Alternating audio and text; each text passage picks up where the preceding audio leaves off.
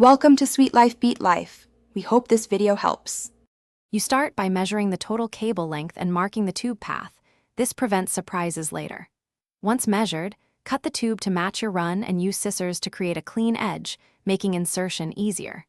Make sure to open the split along the length and lay it beside the cables so you can add wires progressively. This first step reduces fumbling and keeps bends gentle. It also gives you a clear, organized workspace to feed cables in order. You now group cables by destination and label them. This helps avoid swaps once routed.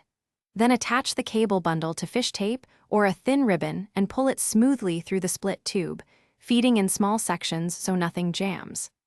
Once cables sit inside, align the tube along baseboards or desk legs and fasten with clips or double-sided adhesive pads. Make sure to leave service loops near devices to prevent tension and to maintain easy access for future changes. You finish by trimming extra tube length and tidying exposed ends with heat shrink or electrical tape so connectors remain accessible and presentable. Once in place, test every device connection to confirm none were pulled loose.